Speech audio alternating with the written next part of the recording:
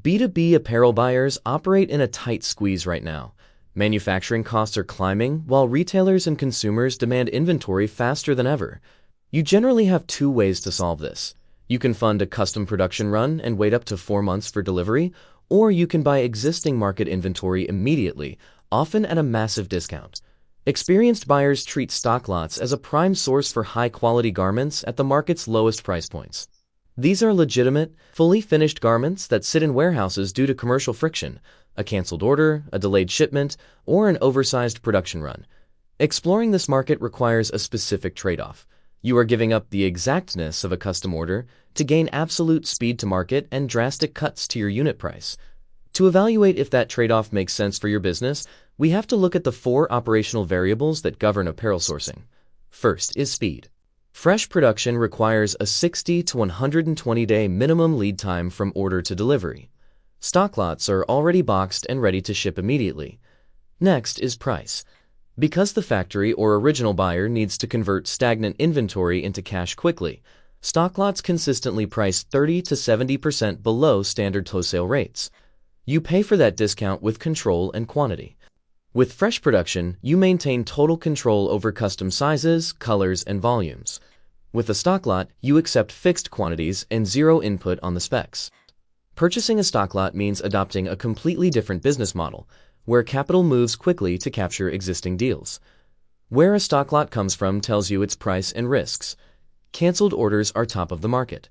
These are fully finished garments produced to exact specifications of major Western brands, liquidated purely because the buyer pulled out before shipment. The quality is exceptionally high, which makes competition for these lots fierce. You need immediate cash on hand to secure them before another buyer does. Then you have overproduction. Factories make a 5 to 7% extra buffer per style for quality control. When pass rates are high, these units become surplus. Export refusals are garments refused at destination ports due to documentation errors, labeling discrepancies, or specification mismatches. These offer the absolute lowest price per unit, but require you to navigate heavy risks, like customs rejections in your market or the requirement to strip and replace every care label. In the stocklot trade, the deepest discounts always come attached to the heaviest procedural and legal hurdles. Beyond the origin of the lot, you have to look closely at the physical makeup of the inventory, starting with the size distribution.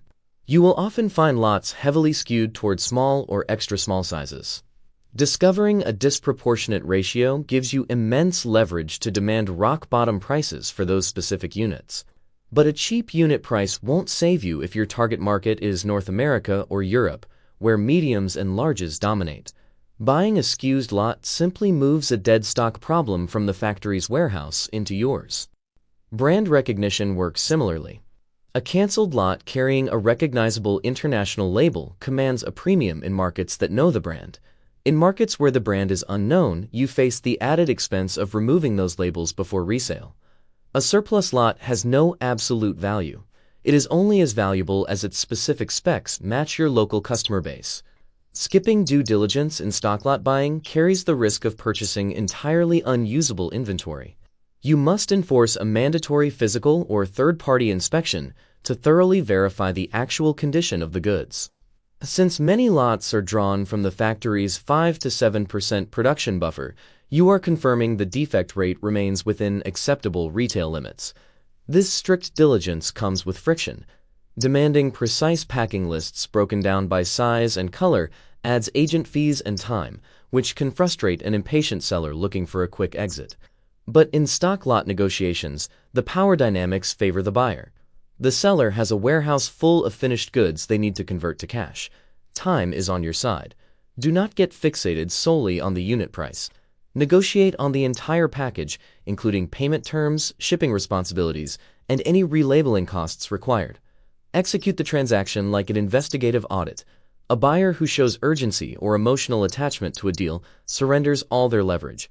To select the right strategy, you have to accurately identify your primary competitive advantage. If your business relies on strict brand consistency, exact color Pantones, and specific size curves, you are a brand builder. Your path requires fresh production. If your business thrives on discount retail and rapid speed to market, you are an opportunistic trader. your capital belongs in pure stocklots. Applying the wrong sourcing model to your operation will either systematically erode your brand equity or completely tie up your cash flow. The most lucrative buyer profile in the industry is the hybrid optimizer. These buyers secure their operational foundation by using standard 120-day fresh production for their core, predictable product lines. At the same time, they actively tap into the $12.7 billion global stocklot market. By targeting major hubs like Bangladesh, which holds 35% of the global supply, they execute rapid seasonal top-ups and high-margin promotional events. Because Bangladesh is the second largest garment exporter globally, the canceled orders sitting in their stocklot pipeline were already manufactured to international quality standards. The strongest commercial advantage belongs to buyers who build a sourcing infrastructure capable of utilizing both strategic channels. B2B apparel buyers operate in a tight squeeze